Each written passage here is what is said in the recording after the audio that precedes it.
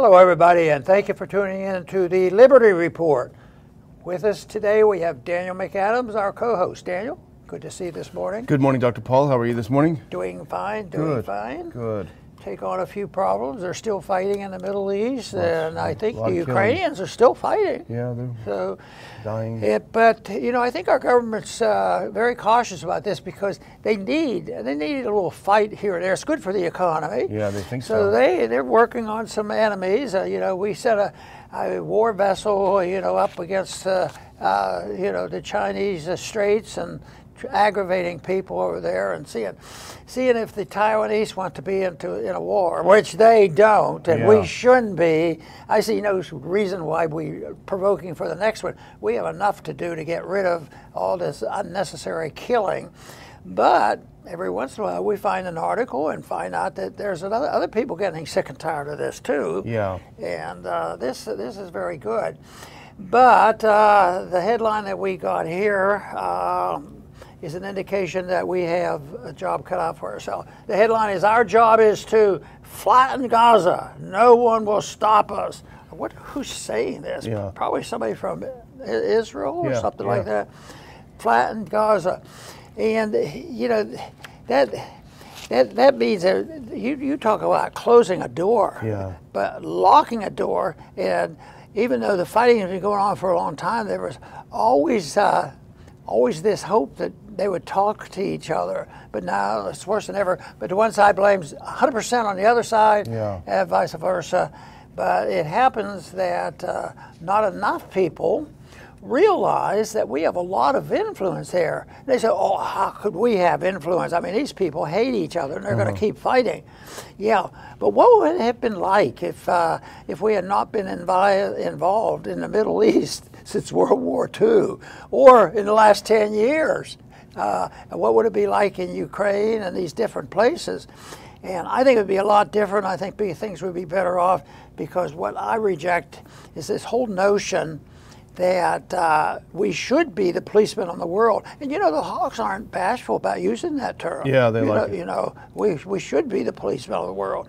So I don't think that's the case, because I don't think we could do the job, and I think it would lead to exactly the opposite of what they're pretending about bringing peace. I think it'll just bring more aggravation and wars, these international entangling alliances. And we will keep plugging away, because I think we might find one or two things today that says that maybe people are getting fed up with what's going on, just like they got fed up with COVID and attitudes change. So let's hope there's some change in attitude now regarding the senseless, continuous wars in the Middle East and in Ukraine. Yeah, and we saw this new report. We saw it linked to antiwar.com, so you can easily find it there if you want to read it. It's a very long report, Dr. Paul, and the Substack is called Drop Site, that went in and did an extensive study. In fact, if you can put that first one on, this is the headline: "Our job is to flatten Gaza. No one will stop us.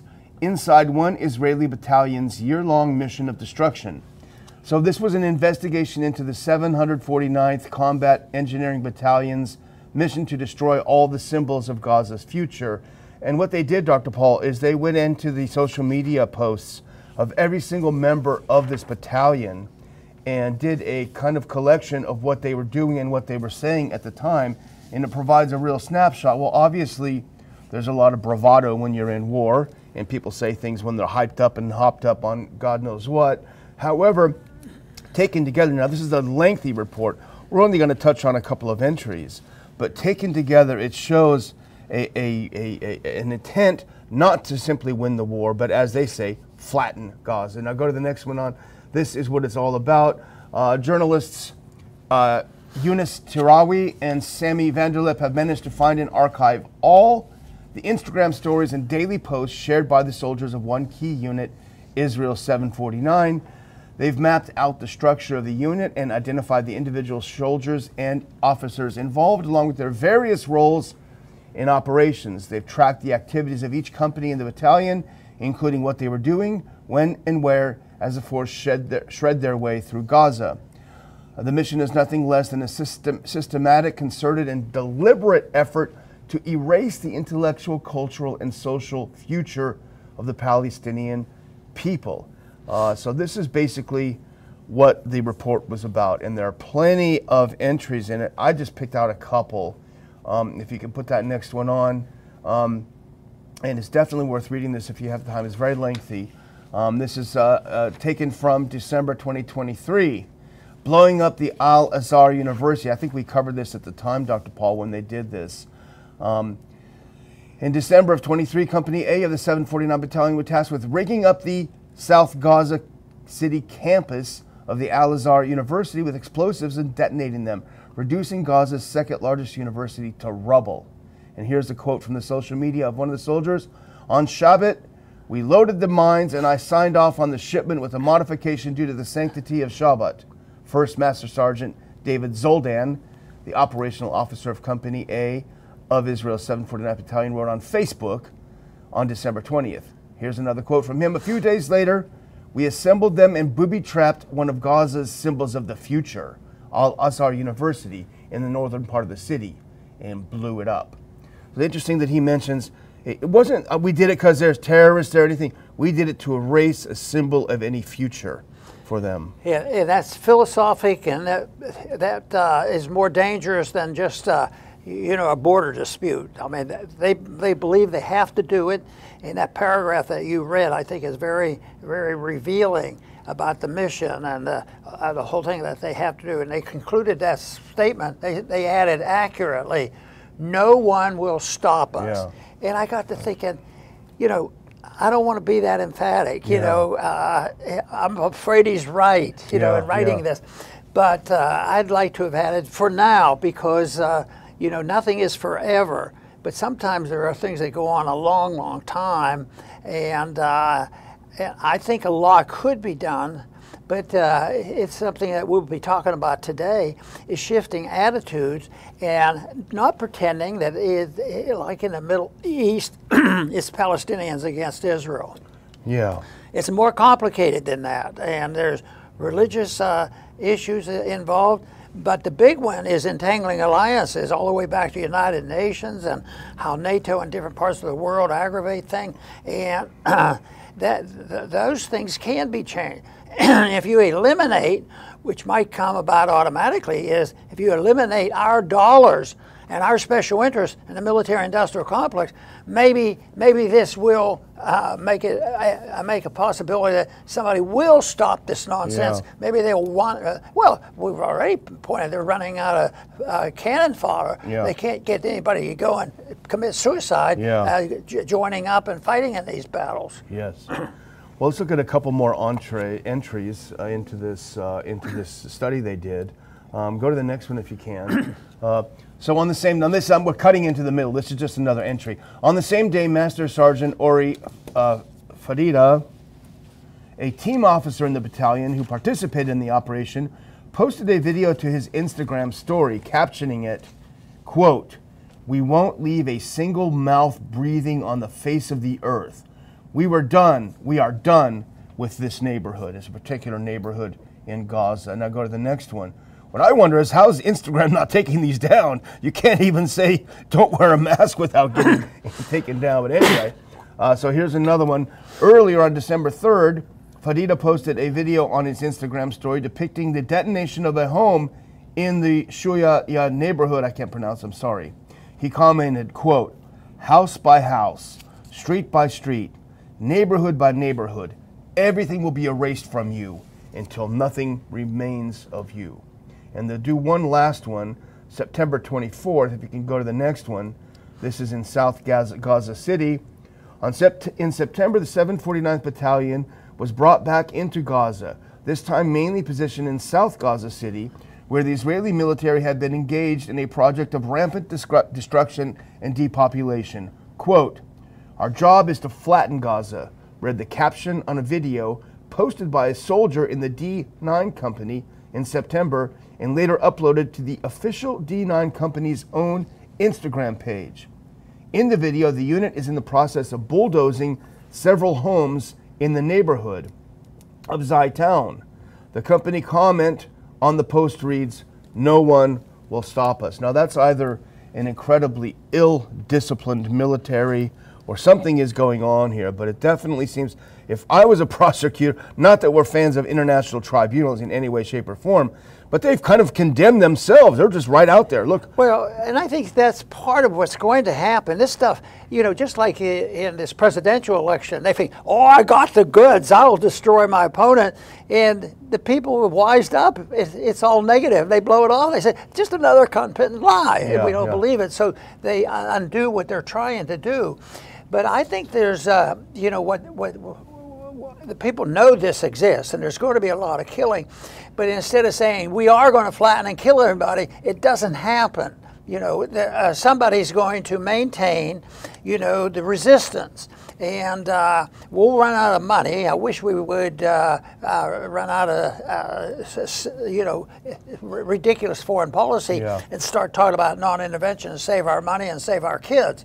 But the things can change, because you know the other day when they killed the Palestinian leader, Sinwar, I said, you know, oh, peace in our time. We killed them. They've already decided. Well, there were 9 more people that could replace them, so we killed them too. Yeah. But that I just think those are, you know, long-term motivations for building the hatred, and eventually they will shift. So I may be just a daydreamer on this, but it is sad. That is so sad, this article that we're reading, and the determination, and they all believe they're on God's side. Yeah. You know, that it's their responsibility. And just as so many people in this country, they don't blink an eye, because they say that is our moral duty, because we are the powerhouse and we have to be the peacemaker. We have to police the world, or they'll be fighting with each other. How ridiculous can it get? Yeah. Well, you remember a couple of days ago we showed that video of that residential housing being blown to pieces, and I put it up on my Twitter X account and said, you know, I said, I'm sure there's innocent people, and I'm sure they're all there. And a lot of people wrote back and said, that's totally untrue, that's totally untrue. They were told to leave before it was blown up, so if they didn't, it's their own fault. So a couple of things wrong with that. First of all, if they were actually trying to get a Hezbollah guy, why would you tell people to leave? Because the guy's going to leave too. On the other hand, do you have the right to blow up an entire neighborhood? You guys leave, we're going to blow down your house. You know, don't get mad at us. But anyway, you didn't leave, it's your fault. Your own fault, yeah.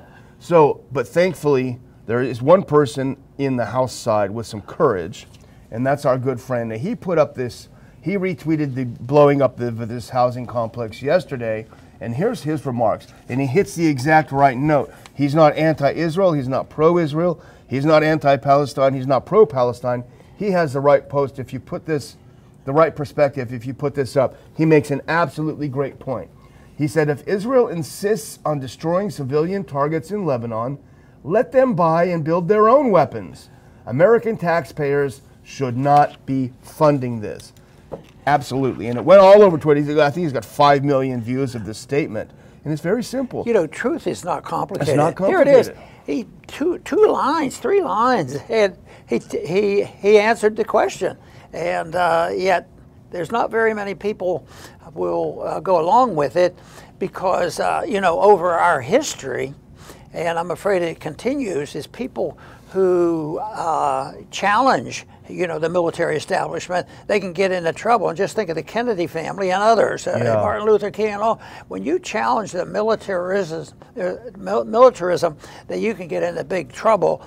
And yet, I think this is just great, and we do see signs that some of the people are starting to say enough is enough. We're hoping that we can contribute something to the younger generation, and I was encouraged.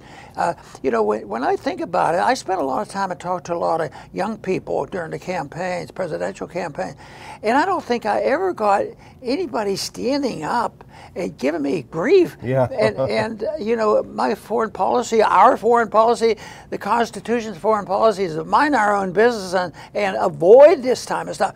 But these young people, they understood exactly. Yeah, it dawned on them. Well, we'd have to pay for all that stuff, and what will the results be? Yeah. Well, actually, you talk about some good news, and there is some very good news. And this is a new poll that I saw that just came out And it's really interesting because it's the polling company is Data for Progress, and it's a progressive outfit, and they did a big survey recently where they talked about a lot of things. They talked about people's view about Kamala, et cetera, blah, blah, blah, all this kind of thing. But one of the questions jumped out and I think are extremely important. This just came out. In our survey of voters aged 18 to 29, we find that young voters support imposing an arms embargo on Israel by a plus 28.6-point margin. Now go to the next one and we'll zoom in a little bit on this actual photo. And this is incredible for a couple of reasons, Dr. Paul. So taken together, all of 18 to 29-year-olds surveyed in this Data for Progress survey, you have 55% of them want an arms embargo, either strongly or somewhat support an arms embargo. But if you go down to the bottom, this is shocking information. Among Republicans ages 18 to 29, you have 52%, a solid majority of Republican voters of a young age support strongly or somewhat an arms embargo on Israel. I think you're seeing a massive shift among young conservatives. The question, I think, really is the old guard going to try their best to squash this anti-war vibe? I want to clarify the word embargo, because a lot of people think an embargo, when we put an embargo on it, it means we're going to dictate who does what. I don't like the word, But Thomas covered himself quite well on how he described. He said, "Let them buy and build their own weapons."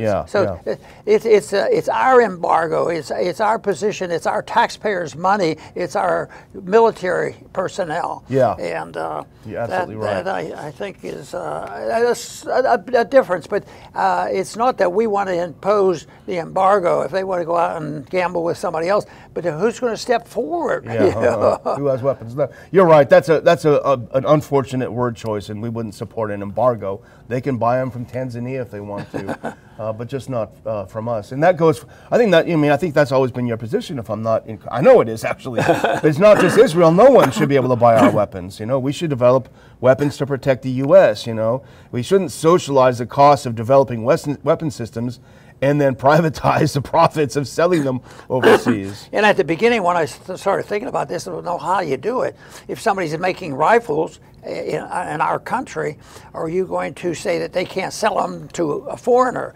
No, it isn't so much. The way I draw the line is if any weapon has been developed by taxpayers' money, that the people have invested in that, and that they have something to say about what they're going to do with those weapons. Yeah. I think it's a sensible position. Well, we'll see now. There's a lot going on with that, and I think that I do sense that the tide is turning a little bit in public opinion. But I don't know, are you ready to move on to the second story? You have some more? Yeah, on this talk one? About Mike? Yeah, I do want to, if I can find this last one, maybe I can't find it. Let's move on to North Korea. Put this next one on. So this is just an article to introduce the topic. Secretary of Defense Lloyd Austin has now said there is evidence of North Korean troops in Russia. Now, remember yesterday he said, no, we can't find any. We don't know that there are any. Well, someone must have probably sent him a memo, and he says there is evidence there are DPRK troops in Russia. Austin told reporters in Italy. What exactly are they doing? It's left to be seen. These are things that we need to sort out.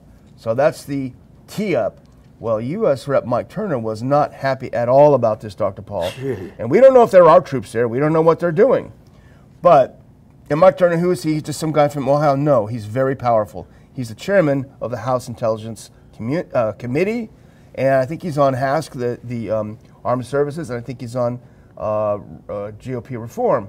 Put this next up. He put a tweet out about this, and Dr. Paul, he is furious. He is angry. Go to the next one if you can. So here's what he said. Representative Mike Turner from Ohio, now that Secretary Austin has finally acknowledged that North Korean troops are in Russia preparing to enter the conflict with Ukraine, the Biden-Harris administration must make it clear to North Korea that North Korean troops entering this conflict are a red line for America. So, you know what I wanted to do after that, we finished that sentence, I wanted to say, conflict a red line for the United States, and we'll do the same. Yeah. You know? We'll red line it and keep our troops at home. Well, here's the irony, and you tweeted this out before the show, I know, because so you already have this on your mind. So it's a red line if North Korea happens to send some troops, or some troops happen to volunteer. We don't know if it's true or not. Whatever they're doing, we don't then be digging holes. Who knows? That is a red line. But put this next one up. This is not a red line. Here is a JPEG of, if you can get that next one, all U.S. military bases abroad. So there's there's a couple of North Koreans wandering around. That's when I came up with the word hypocrisy. Hypocrisy, yeah. You know, I think there's a little bit of hypocrisy there. You know, when these people that I'm talking about, the people in our country that have a lot of power and control of the purse and foreign policy, which I think they're a minority, but they have the biggest megaphones and they have the media supporting them. But a lot of them do it because they believe it's in their image. You got to be tough, and I would say over the years that's you know, been good to be tough. You know, America first and this sort of thing. People like that, so they do it for image effort. But what they don't talk about, which we talk about, and say, well, if it's an image that we don't like, we can criticize that. But what about the secondary effect of the escalation? When we do those kind of things, is it going to escalate it? In the map you showed, well, why wouldn't there be a gang out there just itching to do us harm? Yeah. And you know, in generality, I say we keep doing stuff over there. You know, it just might come here, you know, and it's already done a little bit of that. And there's a lot, because in finances and a dollar, and we've built up a lot of enemies, but we still have a lot of power. We have a lot of wealth. The dollar is still strong compared to the others. So it's not going to happen right now, but this course won't last. Yeah. And but we have to work very hard on, well, what would you do about it if you don't have a Fed printing the money to fight a war? What if we're invaded? Then what are you going to do? Oh, I'd do what Kennedy did. Bring our troops home and send Khrushchev, have an agreement or something. Yeah, exactly. Well, I think we've about exhausted things. I did find the one thing that I did want to mention, so I'll kind of use it as my closing statement. Now, we've been critical of Trump. We've said good things about Trump. We are concerned that the neocons are going to weasel their way back into his administration, and we're worried that he's not strong enough to stop them. But we've also been critical of Harris. And in fact, we don't really need to do much, because she had a town hall with Anderson Cooper. And you saw part of it too. It was a train wreck. It was unbelievably bad. I actually felt sorry for her because it was so bad, you know. But here's one thing that she did say. You talk about people who are concerned about this expanding war having no home. So Anderson said something like, well, what would you tell a potential Democrat Party voter who, because of your administration's position on Gaza, has been allowing these atrocities to continue, has been allowing this genocide, and they just think they're not going to vote now? What would you say to them? And here's what she said. Here's a quote. I don't know anyone who has seen the images who would not have strong feelings, much less those who have relatives who've been killed. I also do know that many people who care about this issue care about bringing down the price of groceries. Is that a word salad? Maybe that's why she's talking about groceries. Yeah, she's talking about, on the one hand, there's all these atrocities, and she said, yeah, people are worried about that. But, anyway, it's crazy. know, if this continues, and let's say that Trump wins, and he wins easily, I think you can pinpoint it that the shift has already occurred. And it's shifting now. CNN will ask her a question and follow up a little bit. And then she just goes on. And there was one time she went on and on. Maybe it was that interview. And she went on for a minute or two, never said a word. And she said, well, what? Well, the reporter said, she said all that in one sentence. No pause. causes. But no, I think the big shift occurred when they decided to impeach or get rid of and have a coup and kick out their elected leader, you know, and take him out of his position. That's Biden. Yeah. And that has left. You know, we haven't heard so much from Pelosi since then. She's so gone. this was went over at the top, but that was a sign the Democrats weren't going to put up with it. Yeah. But what did anybody ask him? Well, what is your replacement? Oh, Kamala Harris. She is really good. We'll have lots of laughs. So she likes to laugh. Yes, so she does like to we'll laugh. see that. And I think, and now this has shifted to reporters that aren't blindfolded. You know, they will ask her a decent question. They say, and they'll push her and they say, well, you never answered the question. You know, what would you do differently? You wouldn't do anything differently. So they've followed up on that because the news got so much against these people who were just trying to pander her. That so if that persists and Trump wins wholeheartedly, I would say it started when they kicked out Biden. Even though we didn't need him. Well, let's hope if Trump wins, he does listen to those young people who are increasingly anti-war on the conservative side. I think that's the trend to watch. Well, maybe when it gets closer to that after Trump wins, that we ought to see if they want to have their issues broadcast to find out if they qualify as, you know, non-interventionist foreign policy people. Absolutely, absolutely. And that'll be a good way to save money, too. Yeah, exactly. Well, over to you. I'm done. Over to you, Dr. Paul. Okay, and I want to thank our viewers for tuning in today, and I think that in spite of all the bad news, we like this idea that young people, that's encouraging. We talk about the next generation, and I was very encouraged and not disheartened when I met a lot of young people over 2 presidential campaigns, and everybody said, why are you wasting your time? You know you're not going to be president. Yes, but we may touch a couple of people who will follow up and carry the message, and that's where I've been very impressed